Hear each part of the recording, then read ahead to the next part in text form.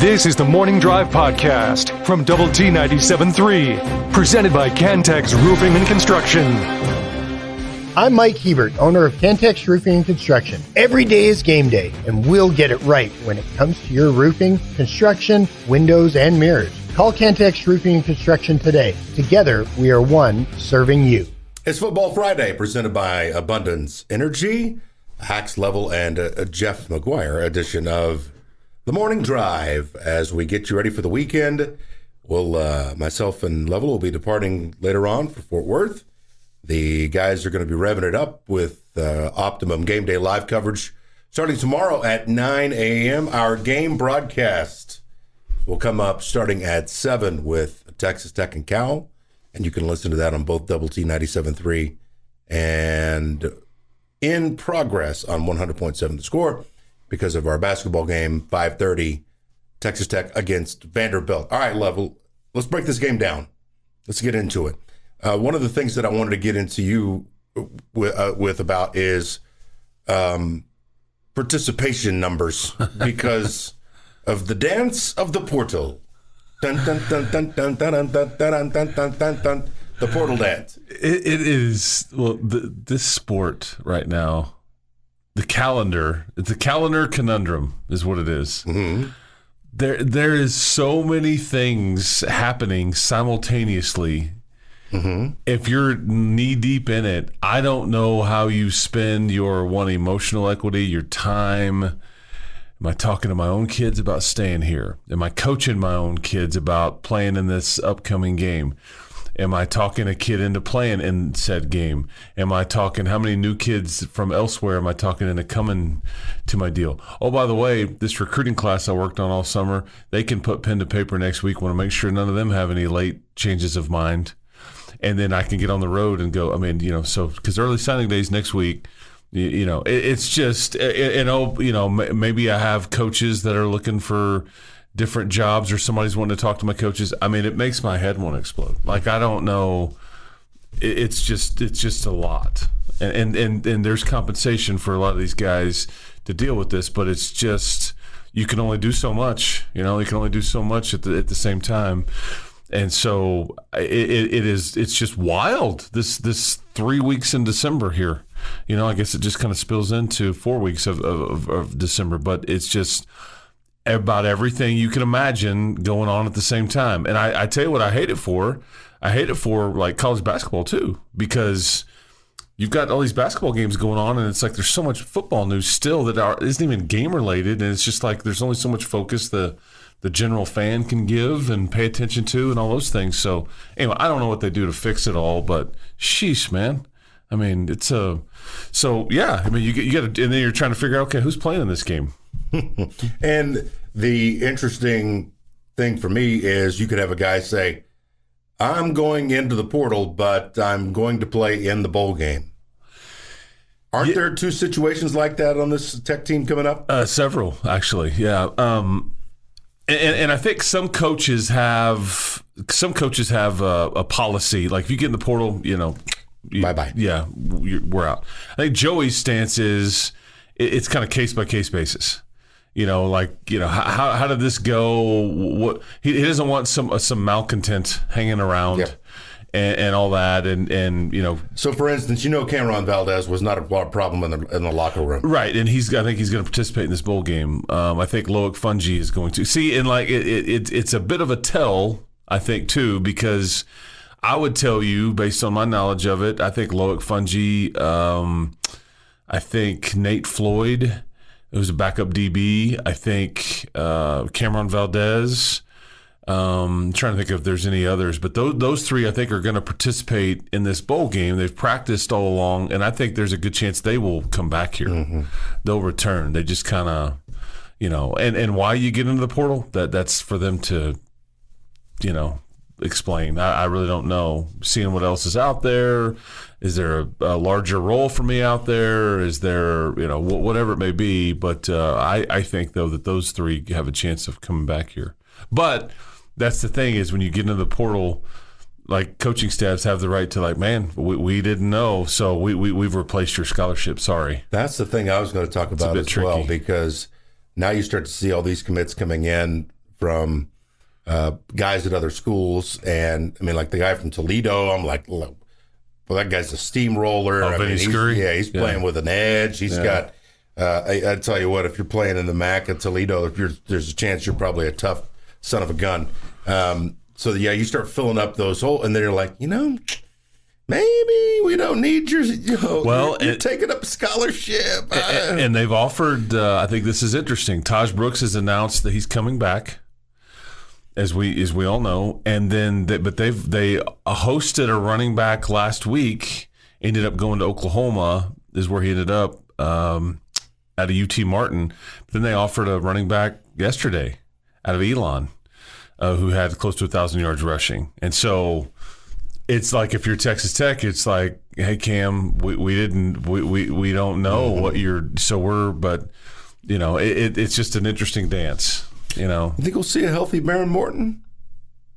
Oh, healthier. Yeah. I mean, this is, I feel bad for, I think he would love to be able to tell everybody what he's endured this year, but he's just not going to necessarily do it maybe until after the year's over. Just how much he had to drag his shoulder around. Yeah. And I think, but that's how he's judged, and that's what, that's what the offense that's put out there. But yeah, I think he's had several weeks, and they've started to talk about this a little bit at times, but they had weeks where he just couldn't throw the ball, couldn't push it down the field. Well, and you play in the game, and then you don't pick up a football really and throw it until warm-ups the following week, and it's hard to be sharp. Yeah. Or, I mean, if you're the play caller, I don't know if he really likes this play, if he's good at this play, if he can throw it that far or not. Hadn't seen it all week. So that's what I still get to come in here every day from 9 to 12 on the End of the Bench with Joyce. And that was my biggest argument when Kitley was getting hammered on this thing. I said, here's what I want you to do. And I don't know if anybody listened, and it's okay if they didn't. But this is what I had to say about that. I said, I want you to take yourself, slide yourself into his shoes, put the cap and the whistle on. All right, now you've got the placard. You've got the playbook. All right, now, do me a favor. Rate your overall wide receiver group. Yeah, well, yeah. It's not. This is one of the. Unfortunately, it's one of the worst groups of. And they're not bad kids. They just didn't produce. There's not a lot of speed and quick twitch, and the main thing is there's no yards after the catch. There's no playmaking. Yeah. Playmaking. All right, rate your offensive line. You get where I'm going with this. Yeah. Rate this, right? Yeah. And then now you do have somebody standing behind you that's an A+, and Taj Brooks, and you rode him to 1,400 yards, and probably rode him to a bowl game experience, and earning that 6th win to get to a bowl. But I sit there and don't see a whole lot of options to get creative, to do what I want to do, or operate like I operate when I have Bailey Zappi and all these weapons at my disposal, whether it had been a Houston Baptist or Western Kentucky, when his offense was just lightning bolts. It's just lightning bolts shooting out of it. Zappi was in the NFL. Jareth Stearns in the NFL, who was one of the wideouts there. And honestly, I'm not sure that you have any NFL guys on your offense right now. I mean, and I would say Taj Brooks one of the closest, but he's even decided to come back because that grade wasn't higher than he had hoped for. Better for him here next year than it would have been to roll the bones and see if he could get into 7 come 11, high and low. Look out, baby! It's the come out roll. Right? I think you did that correct. I never played crap. All right, give us your bowl predictions. BOWL. This is the Morning Drive on Double T 97.3. The Morning Drive podcast from Double T 97.3 is presented by Cantex Roofing and Construction. High school ball tonight, 6 o'clock. The Cooper girls take on Monterey on 100.7 The Score. Liberty girls against Childress at 6:30 on 107.7 Yes FM. And the Liberty boys against Dimmitt, 7:30 on 107.7 Yes FM. Level, is the infrastructure going to be able to hold up down your way with everything going on? Like roads and stuff? Oh, because of the weather? No, just the roads overall, just how much the traffic's pushing that way. Oh, yeah, I know. It's wild on that side of town, for sure. Yeah. Yeah, and remember when you picked me up, it's kind of the same thing, but in the Friendship side, it's like, man, they're trying to catch up in a hurry for all the growth in this place. Yeah. And I've only been here 8 years, and it's changed a massive amount. Yes, it has. Massive. And they can't build it quick enough or widen it quick enough. Exactly. Yeah. Widen those roads. Yeah. Let's get a few on the Yates Flooring Center chat line here going.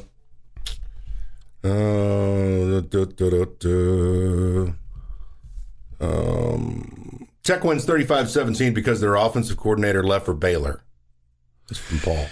Jake Spavital, the Spavital name is obviously Jake's brother. Used to work here on the defensive side of the ball and all that. But yeah, Jake Spavital now in Waco. And what's interesting about Cal's situation is that they lose Jake Spavital. They lose a guy named I forgot his first name, Coach Plow, Plowgh, I think. I think he's actually taken the head job at UC Davis. He has agreed to stay on and call the plays and all that during bowl time. So basically, their offensive play calling was gutted, but they had one guy that agreed to stay, and so who the heck knows how he calls it? It's a weird deal. And then they hired.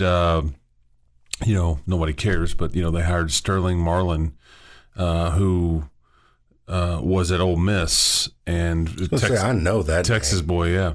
But he was at Ole Miss under Lane Kiffin, and that's who will be the new offensive coordinator for Cal, for going next forward. Year. Yeah, part of the when they entered into the ACC. That's right. I got to tell you, I would be depressed if I was at Cal to begin with.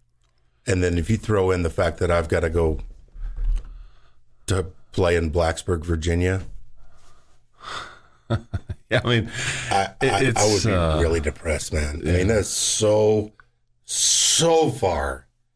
And it's not like you have an alliance out where you're at either. It's just you and Stanford. Yeah. You and Stanford. And SMU. Oh, yeah, I forgot about the ponies. But still, that's halfway across. I know, I agree totally. But yeah, that's their pod, their close little proximity buddy. Yeah. But I don't know how that's going to go. The bowl games are interesting because who's motivated to be there, whose coaching staff is intact or not intact, who's opted in and out, how many portal entries. There's all kinds of roster decisions. But the one dynamic as it relates to offensive play calling is that guys get a lot more creative in these bowl games because they have a lot more time to fiddle with stuff, and they. They'll like these are exhibition games. And then you get hey, we got nothing to lose here. That's what I'm saying.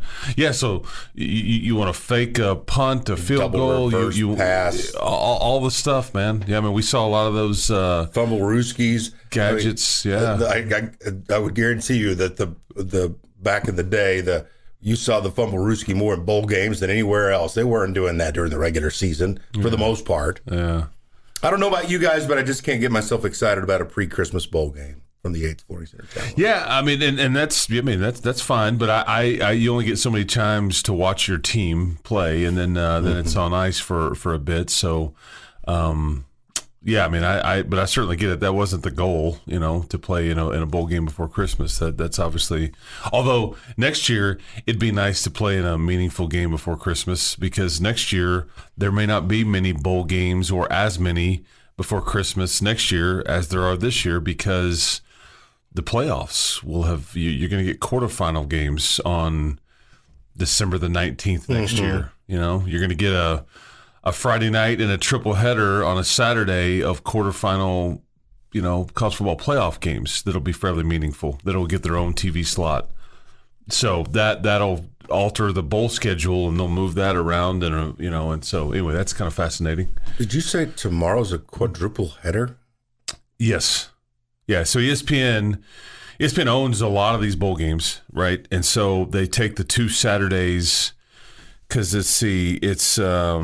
so tomorrow's the 16th. So the 16th is tomorrow. The 23rd, obviously next Saturday, they load it up.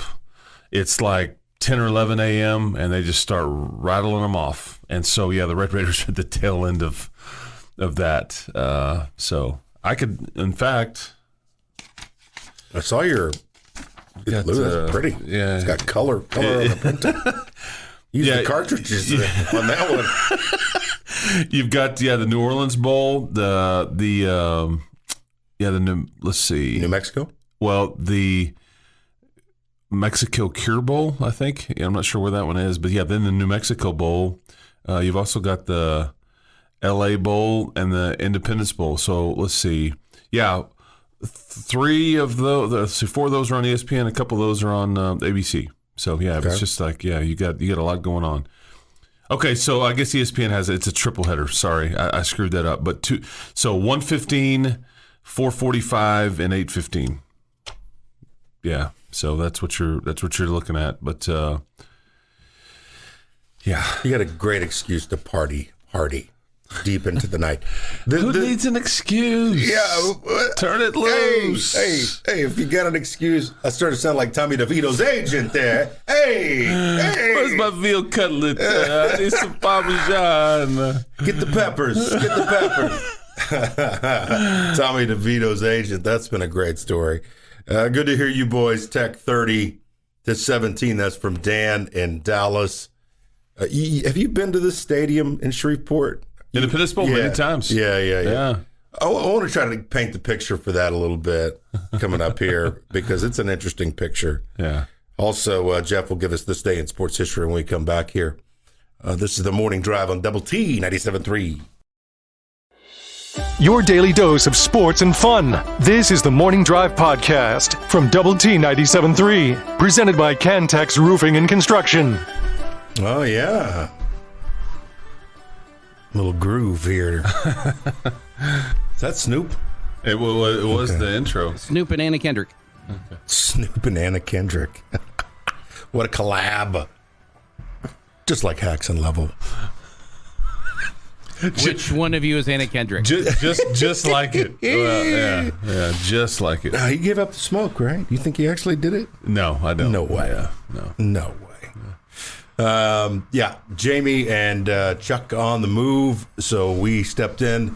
We being, again, Haxton level, we'll be getting down towards Fort Worth tonight and then play Vanderbilt tomorrow at 6:30. You can listen to that game on 100.7 The Score. This is the road to Shreveport, and it's presented by Abundance Energy. Just your overall feeling. How's this game going to go? We haven't kind of talked about that, really, with two teams that are pretty similar. And I started drawing some lines across yesterday, 2 days ago, as far as their running back and Tech's running back. You can see some similarities. Their best receiver as far as the yards, Tech's best receiver as far as yards, quarterbacks. I mean, there's some similarities on the paper. That's not where this thing is played, though. So what do you see? You know, we mentioned that about motivation and all that, but it really this really comes down to, this will be fairly simple. You've got two, because I think Texas Tech is going to end up seeing, if it's not the best, it's going to be the second best running back in the Pac-12 in Jaden Knott. Bucky Irving, maybe the top guy. You know, Washington's got a couple of dudes as well, but Bucky Irving's already declared for the NFL draft. The one out of Oregon, he's phenomenal. Although you kind of largely kept him in check when you played him in September. But Jaden Knott, about 1,250, 1,300 yards rushing. Averages 5.5 a carry. I mean, he's going to be their identity, their bulk, and then it's just how do you handle him? The flip side is that Cal is going to have to deal with Taj Brooks, and so and the thing about bowls is that you kind of have this gap in between your last game and then when you play. And a lot of times there's not a lot of time and energy spent on like tackling. So my buddies and I in college, we would always like, hey man, you want to bet on the bowl games? Just take the over. They don't tackle for 3 or 4 weeks. They're at the banquet and they're at the bowl festive, and all that stuff. So you'll find out early. What I like about Tech's standpoint is that you'll have one of your best players on defense back on the field and healthy in Jacob Rodriguez. He didn't play versus Texas because of trying to maintain his red shirt. Hutchings didn't either, right? Is Hutchings going to play? I don't think Jalen Hutchings will play. No. And that's, you're missing some dudes here. Miles Cole's not going to play. Jalen Hutchings. But I think on defense, that may be about it. Got all your linebackers good to go. You just moved Quincy Ledet up front and Jalen's spot and play next to Tony Bradford. You've got your senior corners and Rabbit and Tyler Owens is back and Baskerville. So Josiah Pierre and Jacob Rodriguez, Ben Roberts, all those guys. So it's just about, and then what fascinates me about this game too is the helmet communication. Okay, so that hasn't been talked about a ton, but I think it's just wild to me in these bowl games that you can now they've put the mics and the heads and the helmets, and then the coach is talking to them directly. So from tech standpoint, Zach Kitley's talking to Baron Morton, and as far as I know, until somebody tells me differently, the technology is not there to cut it off like with 15 seconds left on the play clock. This is a 4 to 4.5 hour conversation, that you can just have with him. If you want to, like, hey, in the middle of the play, before the play, after the play, and all this stuff. Tim DeRuyter will have, I think, 3 players on the field at the same time that will be mic'd up as well, which is a bit different than the NFL, where it's just 1-and-1 and it's the green dot, and all that.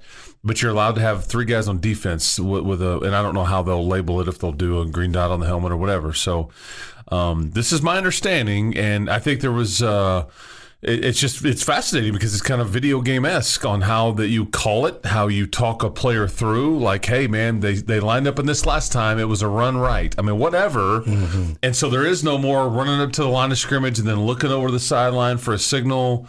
No, you don't need tarps. You don't need the placards with the sign. It eliminates a lot of the props.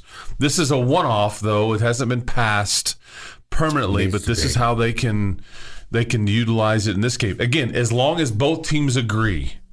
So I'm fascinated how the play calling, because they've changed the way they practice, on all these things, because you're practicing the way that you do it, and then all the hand signals and all that. You don't need any of that. I'll tell you what, though, that's an old place that worries me a little bit about, hey, you'd be down there kicking the socket to plug the thing in, Hey, is this going to work today? Because that place is a barn. Yeah, Independence Bowl. What like interstate is it right off of? There's an interstate that just goes right next to it. It's right off of, I'm trying to remember what road that is, that I-something. I don't remember what, but... isn't it the same road that you take in from Dallas? Is it I-20? Yeah, I think so. Okay. I don't think you have to deviate. Okay.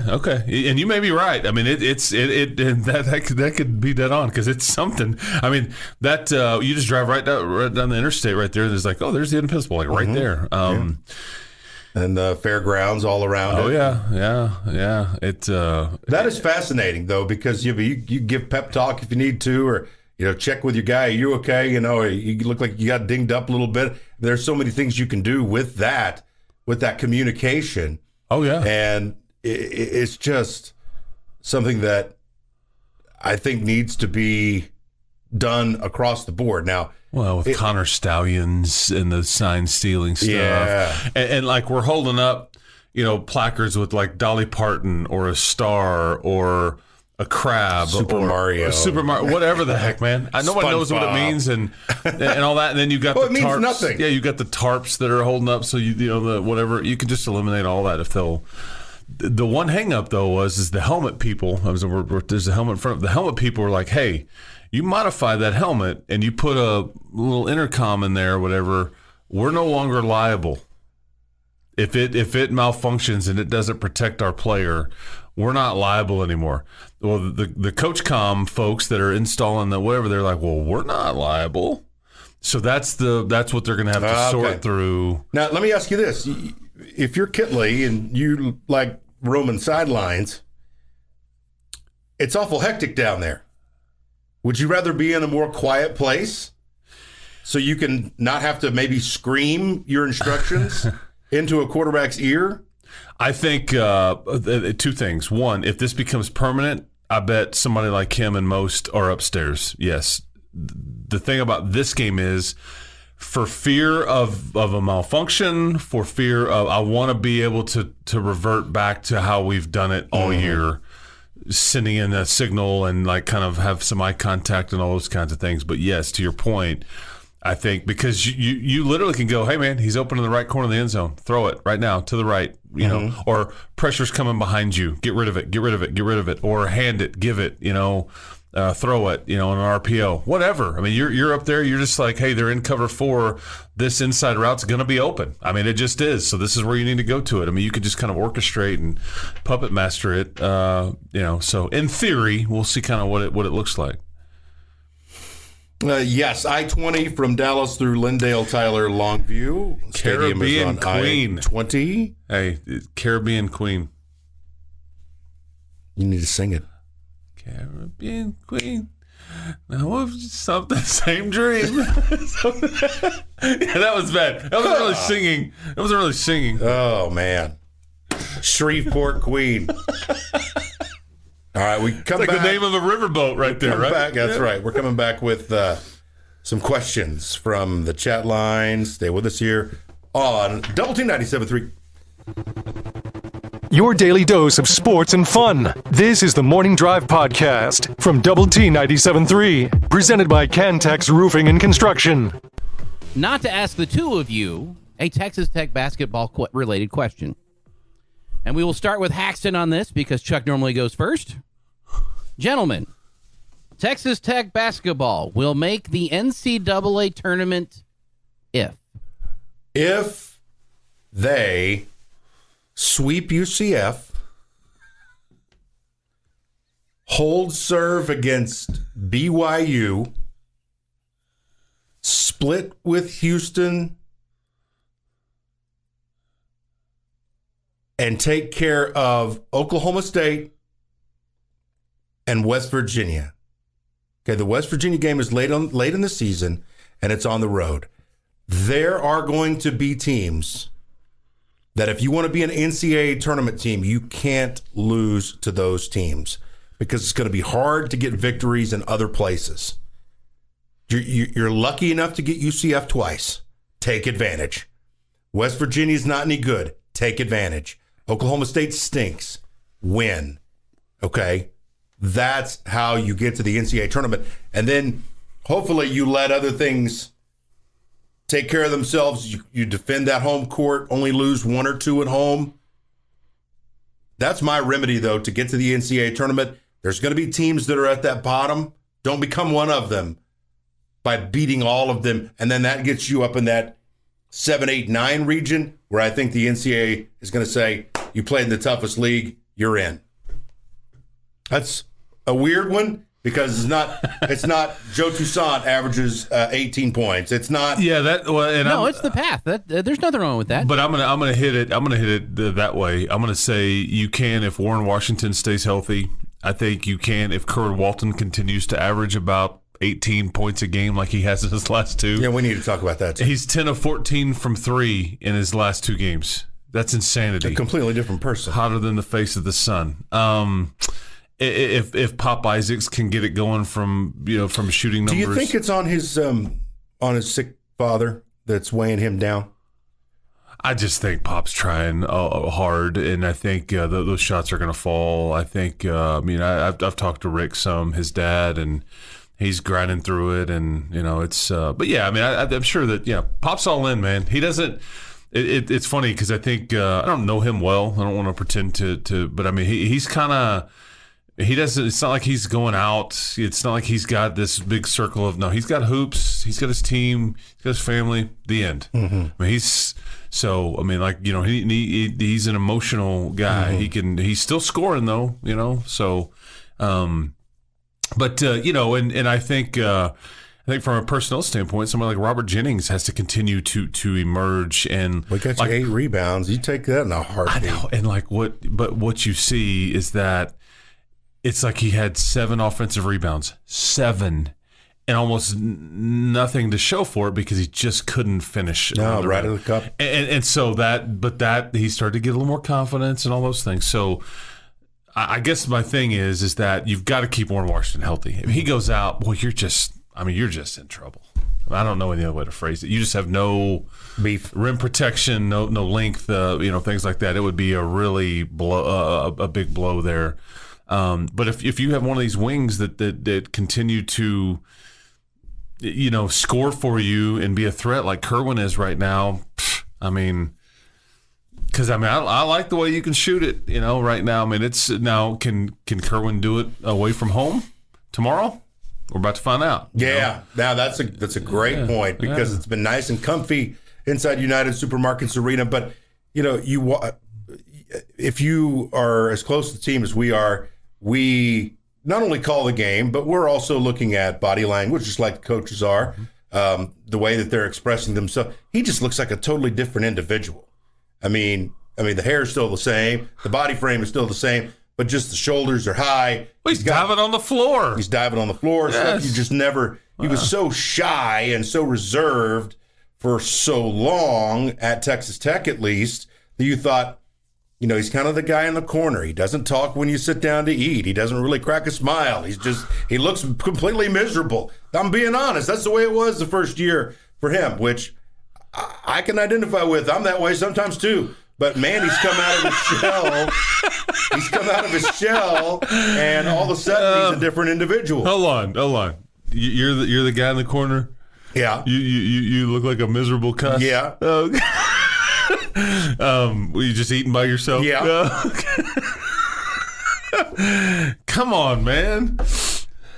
We got to get you out of that shell of yours there, Hax. Well, I got to get you diving on the floor, man. I need some better body language. I need the shoulders like up. That's okay. You know where I'm at. I'm in the fetal position on my bed is where I'm usually at. Praying. But that has been a joy to watch, because you didn't know if that was going to be. And I don't want to dogpile on Damarian Williams here, but Damarian's got more career points, like almost double what he's got.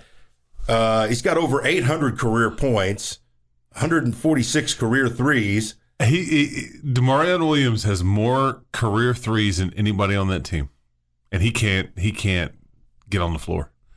Can't buy a minute. Yeah. And I don't really. But that's see what that. I'm saying. I don't really see that changing either. Neither. But I didn't see Kerwin coming either. But it's been fun to watch that, because if you would have just followed his Texas Tech story, you never thought he would.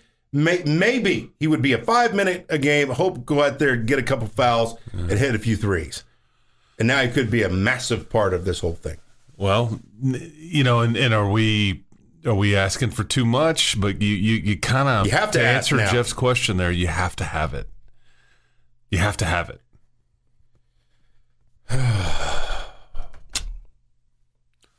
This radio duo is hotter than the face of the sun. That's from Tyler. Thank you. That's very nice, Tyler. No, I like this one too. Awesome to see Haxton Level on Optimum Channel 9. We need a sea shanty. I don't think I'm going to be able to pull that one off. Jeff's tone that he set for today's show, music-wise, has been nails. We've been enjoying it. Yeah, I don't want to deviate from that. Yeah, that's right. Don't want to deviate from that at all. Billy Ocean. I'm always down for some Christopher Cross. Yeah. Boom, boom, boom coming up. Okay. This is the Morning Drive Podcast from Double T 97.3, presented by Cantex Roofing and Construction. Well, Waylon Jennings, he's headed to Shreveport down to New Orleans. We'll stop off for the Independence Bowl, will you there, Waylon? As we welcome you back here for one more hour of the Morning Drive. Hax and Level stepping in for Chuck and Jamie. I hope you're having a great start to your day. It's a Friday, so that's hard to beat. We got a little moisture, had a little rain. It was kind of staggering that it stayed around for 2 straight days, the exact same thing, like a stinging mist and cold. It was just there for a long time. But a little bit of stinging rain, a little bit of sideways rain. Sometimes the rain just come up from underneath. That's pretty good. That's right. Yeah. It just kind of sat on top of our lovely city for 36 hours. Mm-hmm. Just kind of this windy mist. Yeah. The Wolves having a good time down there in Arlington at AT&T Stadium because of all the state championship games. Yep. Yeah, if you were Matt Wilson, who you're talking about, works for the Arlington Sports Commission, big time Red Raider, originally from Levelland. Yeah. But yeah, high school football just posts up there at AT&T Stadium for 4 days, like a Wednesday, Thursday, Friday, Saturday, I guess it is, and there's triple headers every day, every classification. They just roll it all the way from 6-man, I think, all the way up to the big 6A. And they're going to set another attendance record. But if it's one of those things, if you didn't have anything to do, oh man, and you just were wanting to go, you go sit there and eat hot dogs for about 3 or 4 days straight, and all that stuff, man, you'd really enjoy it. Because, there's some high-level stuff going on. They had a tech commit playing for, Albany in their game yesterday that did really well. But, it should be a lot of fun watching some of those games. But, AT&T Stadium, kind of the hub. And I tell you what, if you got a kid that's interested in sports, those are some of the things that, I remember, the Oklahoma State Championships kind of moved all over the place, but OSU would host some of the, it just depends. Like if they were northern schools, they might throw it there at Old Lewis Field. And my dad had his OSSAA pass, which allowed us to get in the old elevator, go up there to that old press box, eat the popcorn, kick our feet up, and watch state championship games because they were usually so cold. But just going to some of those games, I got to call one at OU with Bixby in it, in the 5A game. Those are some great memories. And then Benjamin just cruised to another state championship. I was happy to see that. I love driving through that town because to me it's so interesting. Because you don't get more out in the middle of nowhere than Benjamin, Texas, and they still got enough community out there with the ranching and the farming and what they do to put together a football team, and I just think that's cool. Yeah, it's and it's always just the time of year when I just can't ever go see any of those games just because it's like you're basketball in or you've got just other stuff going. It's just but yeah, it's people will tell you, man, if you like high school football, man, go do it. Go post up for 3 or 4 days or 1 day or whatever you can do. I want to spring something on you. Okay. Earlier this week we did our Tiers of 12, which I don't know if we'll ever change it to Tiers of 16, but we tier out. It's basically a power ranking, but we can tier it out with top 2 or conference championship contender tier or the toilet bowl tier. You can have all this, and I'm not going to make you go all the way through this list, but I want you to give me a top 6 football job in the new Big 12 starting next year. In your opinion, what are the top 6 best jobs? How I would base that on, because I think that you can base it on a lot of things. What I would factor in is, there's some tradition and kind of what you've been to this point, but a lot of this, man, now is what kind of business and what kind of collective and NIL program do you have? What are you? What makes you separate from other? What kind of is your administration? Putting their best foot forward from a facility standpoint, all those things.